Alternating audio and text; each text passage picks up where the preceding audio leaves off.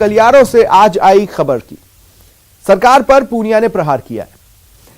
यह बड़ी खबर है। बीजेपी के प्रदेश अध्यक्ष सतीश पूनिया ने राज्य मंत्रिमंडल के पुनर्गठन की संभावनाओं पर ही सवाल उठा दिए। पूनिया ने कहा कि सीएम गहलोत ऐसा कुछ नहीं करेंगे जिससे प्रदेश की जनता के काम हो। उन्होंने कहा कि मंत्रिमंडल के विस्तार में नएपन की उम्मीद लगाना ही बेकार है। लोगों का मन सरकार से भर गया है, इसलिए संभावित फेरबदल को लेकर कहीं भी कोई उत्साह नहीं है। राजस्थान को कोई फायदा नहीं होगा और अब तो देखना ही है कि कब नौमन तेल होगा और कब राधा नाचेगी। सरकार के गठन के 6 महीने से सुनते आ रहे हैं कि मंत्रिमंडल का पुनर्गठन होगा, लेकिन इससे बड़ी उदाहरण क्या होगा कि राजस्थान में गृह मंत्री नहीं है, खुद मुख्यमंत्री हैं और अपराध बेशुमार हैं। राजस्थान में कांग्रेस पार्टी के पास जिस किस्म के नेता हैं उसमें से कोई नयापन आ पाएगा, इसकी भी गुंजाइश और संभावना कम है। तो मुझे लगता है कि नई बोतल में पुरानी शराब होगी, उससे राजस्थान की गवर्नेंस को या राजस्थान की जनता को लाभ नहीं होगा। और हनुमानगढ़ पहुंचे उपनेता प्रतिपक्ष राजेंद्र राठौड़ भी गहलोत सरकार पर जमकर बरसे। कहा, राज्य सरकार का पेट्रोल डीजल पर वैट कम करना ऊंट के मुंह में जीरे के समान है। उन्होंने मंत्रिमंडल विस्तार के सवाल पर कहा कि राजस्थान में मंत्रिमंडल विस्तार बीरबल की खिचड़ी बन गया है।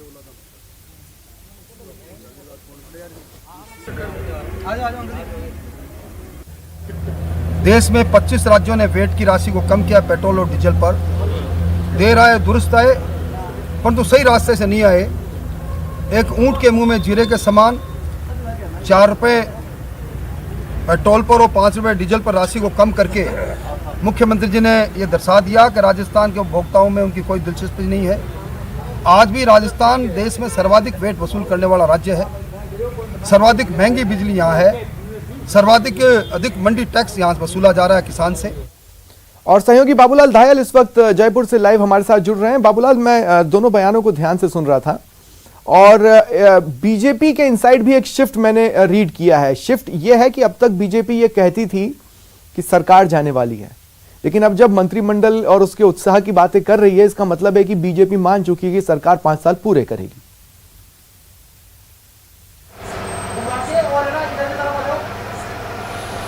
जी बिल्कुल, और बीजेपी को ये लगता है कि अब सरकार तो जाएगी नहीं, तो अब वो अपने पुराने बयानों से उनके नेता पीछे हट रहे हैं। और इसके अलावा अभी हाल ही में जो उपचुनाव हुए उनमें पार्टी का प्रदर्शन बहुत फीका रहा। दूसरा, वसुंधरा राजे का खेमा है वो बिल्कुल भी पार्टी के साथ में लगा हुआ नहीं है। वसुंधरा राजे जल्द दौरा शुरू करने वाली है।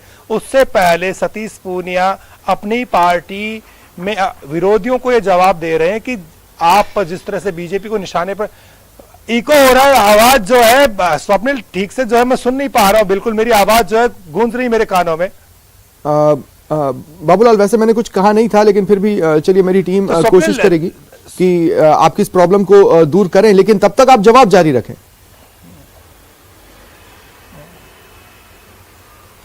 देखिए स्वप्निल, सतीश पूनिया इस वक्त दो चुनौतियों से गुजर रहे हैं। एक ये कि पार्टी का उपचुनाव में प्रदर्शन ठीक नहीं रहा, तो इसके पीछे सबसे बड़ा कारण ये बताया गया कि पार्टी एकजुट नहीं थी, गुटबाजी थी और विरोधी धड़े ने पार्टी को हराने में पूरी यानी कि भूमिका निभाई, कार सेवा की एक तरह से बीजेपी के जो उम्मीदवार थे उनकी। दूसरा, वसुंधरा राजे अब जल्दी जो है दौरा शुरू करने वाली है। सतीश पूनिया इन तमाम चीजों से विचलित हुए बिना लोगों से मिल रहे हैं, दौरे कर रहे हैं और वो ये साबित करने में लगे हैं कि वो जननेता हैं। पार्टी के भीतर जो माहौल है उससे वो ध्यान हटाने की कोशिश कर रहे हैं कि बीजेपी में सब कुछ ठीक है, और जो पार्टी यानी कांग्रेस पार्टी उनको घेरती है कि बीजेपी खंड खंड हो गई है, टुकड़ों में बटी हुई है, तो अब वो निशाने पर कांग्रेस को ले रहे हैं। क्योंकि जो हाल ही में जिस तरह के बयान कांग्रेस के नेताओं के सुनाई पड़ रहे हैं, तो ऐसे में उनको एक मौका मिला है। वो ये बताने की कोशिश कर रहे हैं कि बीजेपी में सब कुछ ठीक है लेकिन कांग्रेस में बहुत कुछ गड़बड़ है। सीएम जो है, लेकिन बाबूलाल, अगर उनकी बात के वेटेज पर ही मैं आऊं तो ये देखिए, आप कुछ दिनों पहले अगर हम जाते हैं तो हम देखते हैं कि बसपा से कांग्रेस विधायक दल में शामिल हुए चेहरों में से एक ने कहा कि भाई अगर शादी समय पर हो जाए तो ही उत्साह रहता है इसी मंत्रिमंडल पुनर्गठन को लेकर। इसके अलावा और भी कई सारे बयान आए कि देखिए मंत्रिमंडल विस्तार होने वाला है और एक बैलेंस बनाने की कोशिश होगी, ये होगा वो होगा। वो सब तो इस हिस्से में तो सतीश पूनिया सही नजर आते हैं कि हाँ अब वो उत्साह नजर नहीं आ रहा है। मैं बाबूलाल आपसे बातचीत करूंगा, लेकिन इस बीच मेरे साथ परिवहन मंत्री प्रताप सिंह खाचरियावास जी फोन लाइन पर जुड़ रहे हैं। प्रताप सिंह जी, स्वागत है आपका न्यूज 18 राजस्थान पर। हाँ जी। प्रताप सिंह जी, सतीश पूनिया ये कह रहे हैं कि मंत्रिमंडल पुनर्गठन की बात को लेकर किसी तरह का उत्साह कांग्रेसियों में ही नजर नहीं आ रहा है और कुछ नया कांग्रेस नहीं दे पाएगी। तो उसके एक हिस्से में तो वो सही लगते हैं कि अब वैसा जोश या वैसा एक्साइटमेंट पुनर्गठन को लेकर कांग्रेस में नहीं दिख रहा है, कार्यकर्ताओं में खासकर। सारा उत्साह राजस्थान देख रहा है, सतीश पूनिया जी के चेहरे पर नजर आता है। अभी अभी वल्लभ नगर में चौथे नंबर पर सतीश पूनिया जी की पार्टी आई है। जमानत जब्त होगी भारतीय जनता पार्टी की, फिर भी बड़े बड़े बोल, झूठ फरेब, धोखे की राजनीति, अपना घर समझता नहीं है, बड़ी बड़ी बातें करना, ये जो बड़बोलापन है, ये ना तो कांग्रेस के नेताओं को शोभा देता है ना उनको। मंत्रिमंडल पुनर्गठन होगा, कब होगा, कैसे होगा, ये मुख्यमंत्री अशोक गहलोत जी तय करेंगे। अपना घर क्यों नहीं संभालते सतीश पूनिया जी? पूरा राजस्थान देख रहा है, अखबारों में छप रहा है, कांग्रेस की दिवाली, भाजपा का दिवाला, समझ में नहीं आ रही। कमाल हो गया, दरियावद में 30 नंबर पे आते हो और 2 दिन तक चिंतन होता है। ये नहीं सोचते कि हालात क्या है राजस्थान के, क्या प्रदेश के हालात हो गए, आंदोलन कर नहीं पाए। जो आंदोलन बीजेपी को करने चाहिए वो कांग्रेस करती है। सड़कों पर रोज अखबारों में छपता, आप पढ़ते हैं, सब देखते हैं। नहीं तो क्या मंत्रिमंडल पुनर्गठन को लेकर कांग्रेस में रूट लेवल पर कोई एक्साइटमेंट है, आपको लगता है? पुनर्गठन को लेकर एक्साइटमेंट है, नहीं है? अभी देखा ना आपने एक्साइटमेंट, आपके टीवी न्यूज 18 ने खबर दी, वल्लभ नगर में कांग्रेस पार्टी 20,600 वोटों से जीती, दरियावद में 18,000 समथिंग वोटों से जीती, पहले सुजानगढ़ जीते। लगातार जिला परिषद के, पंचायतों के चुनाव देखने उत्साह क्या नजर आता है? चुनाव में आता है, उपचुनाव जीत रहे हैं, पंचायत जीत रहे हैं, जिला परिषद जीत रहे हैं, नगर निगम जीत रहे हैं, सब जगह जीत रहे हैं। कांग्रेस पार्टी में उत्साह इसलिए तो जीत रहे हैं, जनता का आशीर्वाद है, राम जी की मेहरबानी है। राम जी लगता है उनसे मेरा संपर्क कट गया है। बाबूलाल मेरे साथ बने हुए हैं। बाबूलाल, आपने मेरा सवाल सुना था, वही सवाल मैंने प्रताप सिंह खाचरियावास जी से भी पूछने की कोशिश की। आप क्या कहते हैं, क्या ग्रास रूट लेवल पर कांग्रेस के भीतर वो एक्साइटमेंट कार्यकर्ताओं में नजर आ रहा है जो एक वक्त बेसब्री थी, क्या वो बेसब्रापन अब नजर आ रहा है?